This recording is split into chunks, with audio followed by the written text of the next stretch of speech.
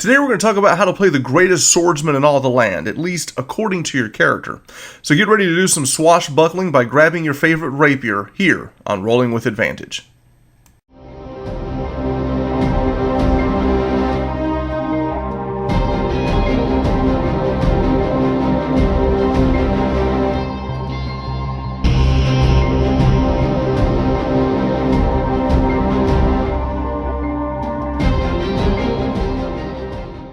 Today we're going to be talking about the Swashbuckler Rogue. Now, this rogue plays differently than most of your rogues out there. All rogues care about their position and setting up sneak attack, but the Swashbuckler can do it a little bit differently.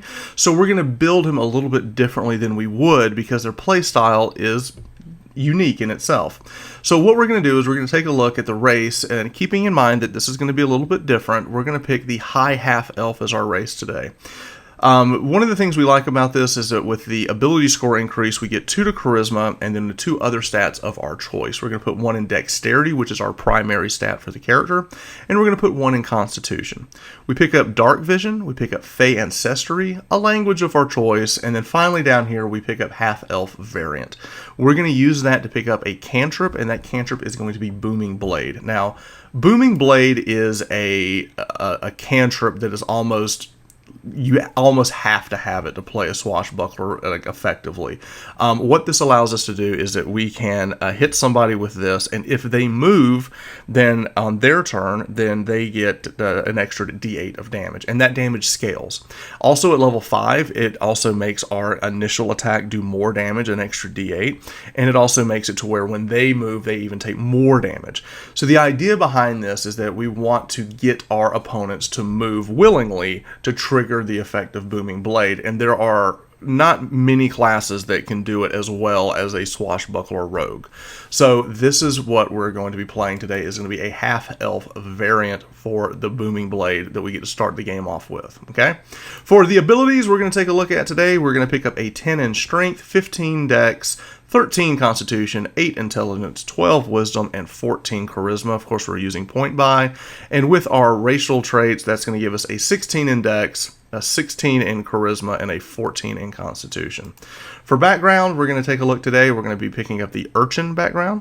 This gives us sleight of hand stealth. It also is going to give us the ability to have disguise kit and poisoner's kit. A couple of fun things to play with in and out of combat. And now we're going to go take a look at the class itself. So for your first level, we're going to pick up some skills. We're going to pick up acrobatics, deception, persuasion, and perception. Now, we already have stealth and sleight of hand in our background, which is why I didn't pick them here. And I like this because remember that your rogue is generally, especially a high charisma rogue, will generally be the face of the party. So you want to have deception and persuasion in there. And then for expertise, I chose Thieves' Tools, which I think is a must-have if you're going to be doing any type of dungeon diving. And also, I picked up Stealth. So what this is going to allow us to do is have a crazy high bonus whenever we're stealthing and sneaking around. All right. So now let's talk about sneak attack. This is an ability, this is like the hallmark ability rogues get at level 1. There is some confusion about sneak attack with new players. The idea here is if you get advantage on your attack, you get an extra d6 of damage, and that actually will ramp up as you level. Okay, how you do that is you're flanking or you're behind somebody, and as long as you're using a ranged or you're using a finesse weapon, this triggers. Now, one thing to keep in mind is, and one thing that a lot of people don't realize about sneak attack, is it says once per turn. So if you're dual wielding, it doesn't work. You can only do it once. Okay. However, if you do have a monster or someone trigger an attack of opportunity, they run by you, you actually can get an attack of opportunity and stab them. Well, at this point, it is no longer your turn, it is their turn, so you can actually trigger sneak attack a second time. There's actually a way I'm going to show you today how we can kind of play this to almost goad your opponents into moving and triggering attacks of opportunities. Okay? So I'll show you how to do that here in a second. Now, as we move along, a cunning action, what we're going to do here is at second level, we pick up this ability that allows us a bonus action to dash, disengage, or hide. This ability is why I don't generally like my rogues dual wielding. I don't feel like the bonus action attack we get for dual wielding does enough damage to warrant the fact that I'm not going to be using this ability. I'd rather just use a rapier, not have something in my offhand, and have my bonus action available to do one of these things.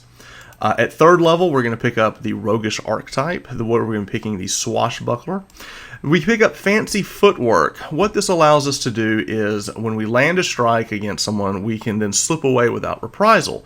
So during your turn, if you make a melee attack against a creature, that creature can't make opportunity attacks against you for the rest of the turn. So we're fighting the big ogre, we go stab him, and then we move away from him so he can't attack us back. Now think about this. If we used Booming Blade, when we made that attack, we stab him with the Booming Blade and then we move away from him.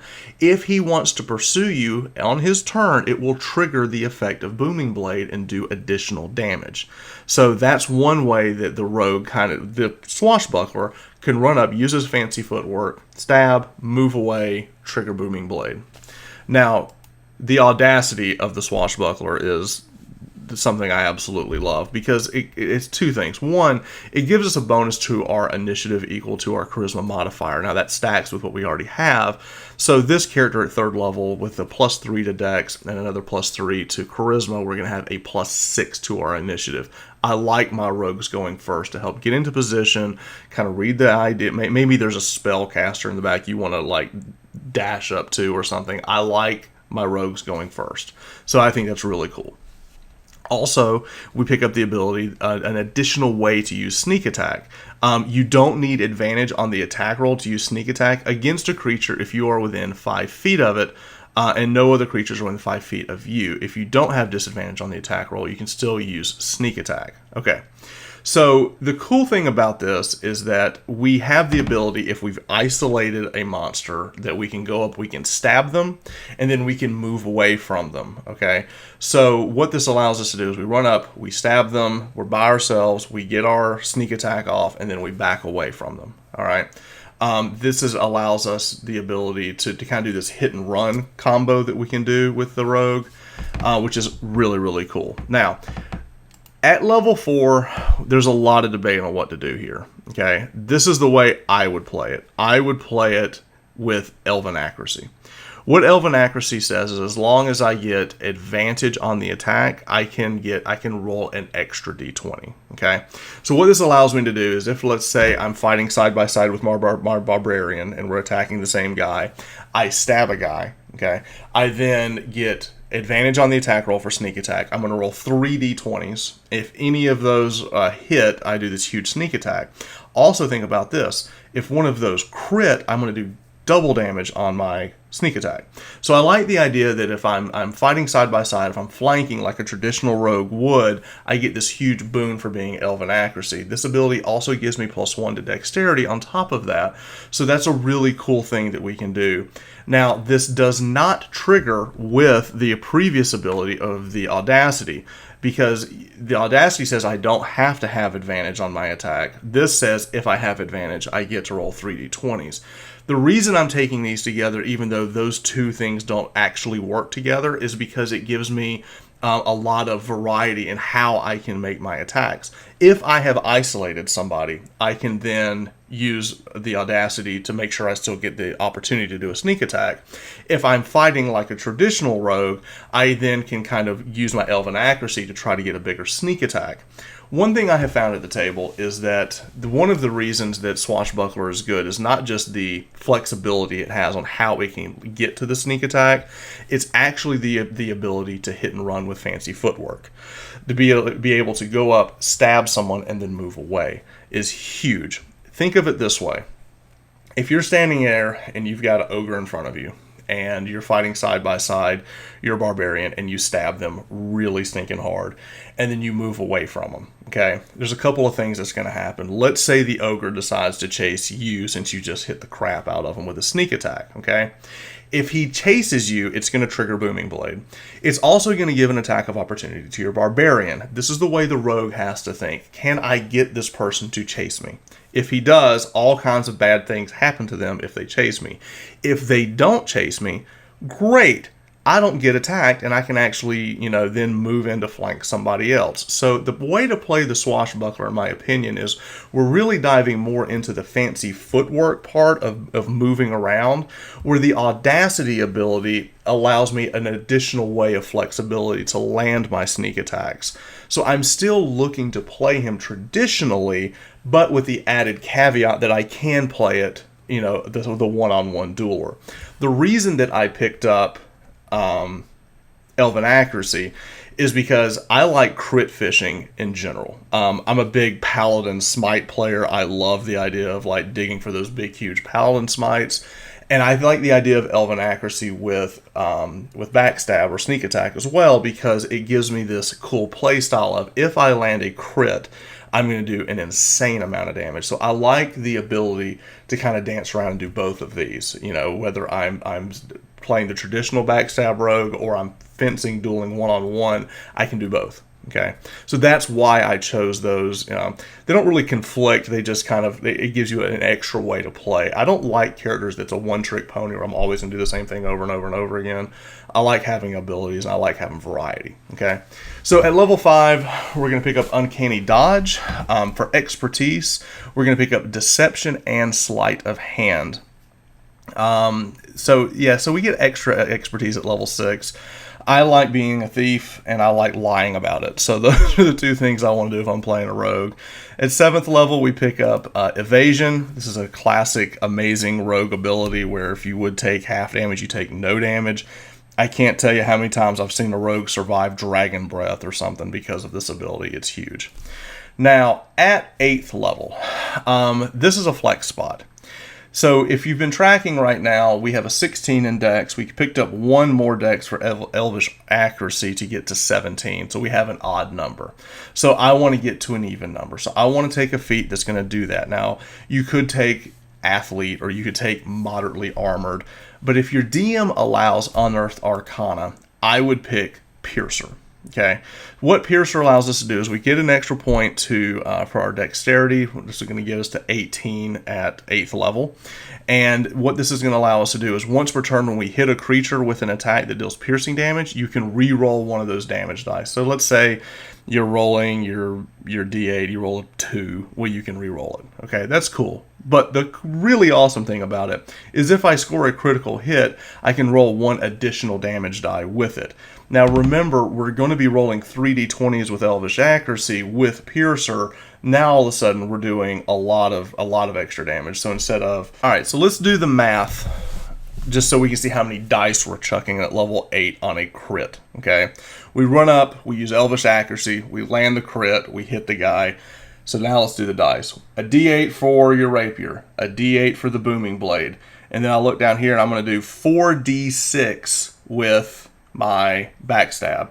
All of this is now doubled. So the d8 from the rapier becomes 2d8, 2d8 for the booming blade, 8d6 for the backstab, and then another d8 on top of that for the rapier. So 5d8 and then 8d6. That is a lot of freaking damage that you could do, and I can't tell you how much fun it is to whenever it comes your turn and you deal damage, you just pick up like this mountain of dice and then throw it at the table.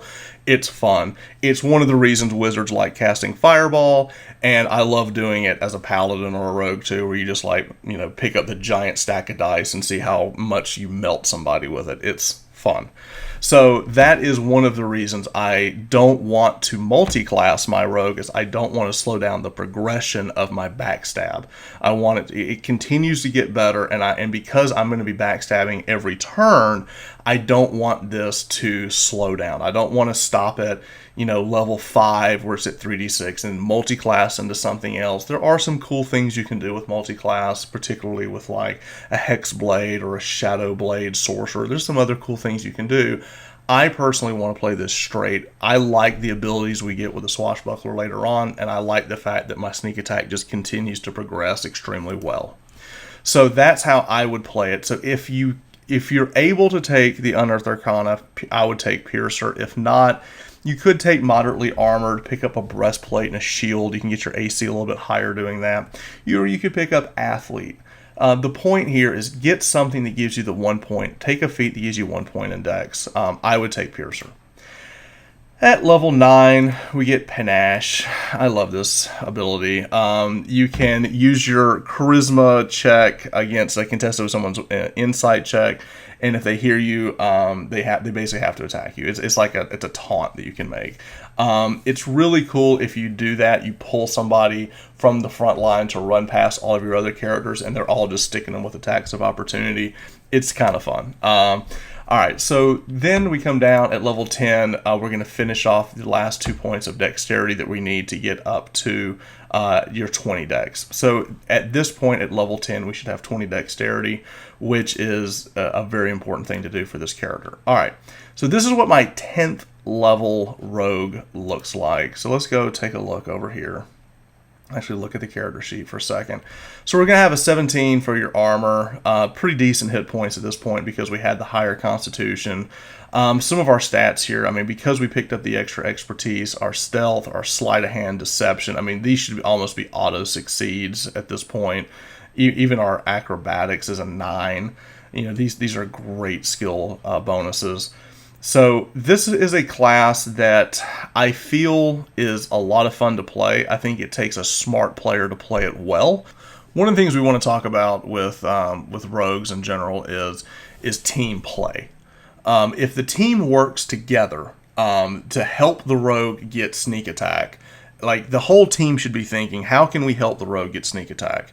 Or they should be thinking, how can we help the rogue get an additional attack of opportunity?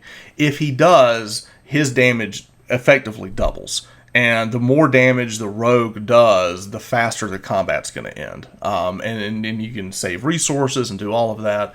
So one of the things that I've seen happen at the table, which is actually amazing to see that a player be willing to do this, is we had a fighter run up and fight a troll. Okay, he runs up, he stabs the troll. He then runs away from the troll. He gave the troll an attack of opportunity for doing that, but he's like, I've got a high AC, I've got a bunch of hit points, I'm okay with him getting a swipe at me as I run away because he's going to chase me. And then what the fighter did is he ran by the rogue. The troll chased him, and as he ran by the rogue turned around and used his attack of opportunity to hit him for like 40. So you have to get your party to kind of think in this, like, how can we combo together and work as a team to leverage our abilities? You know, the easiest thing that we see with this is when players say, hey, we need to protect the wizard. You know, they keep him in the back, they try to create like a phalanx wall or something to keep the wizard or the archer in the back protected. That happens a lot. One thing that I don't see players do often is say, I will allow something possibly bad to happen to me to help my friend be the hero of the day, if that makes sense. And that's kind of the mentality that really helps the rogue out, is if your players will do that. Because the damage that the fighter or the barbarian or whatever it is, the paladin that you've got, if he can take the hit and the rogue can do a lot more damage. He effectively will double his damage if your tank will think like that. So that's just a fun little tidbit to take to your party and say, hey, let's, put the minis out on the table, kind of practice, like, what could we do with different terrain and stuff to help the rogue or anybody get more attacks of opportunity. So that's what we have today for the Swashbuckler. If you have played a Swashbuckler, I would love to hear your take on it. I've seen one play up to the mid-levels. I haven't seen a high-level one yet, but I think that it's a great class. I know there's a lot of builds out there. If you've got a lot of success with something, I would love to hear about it.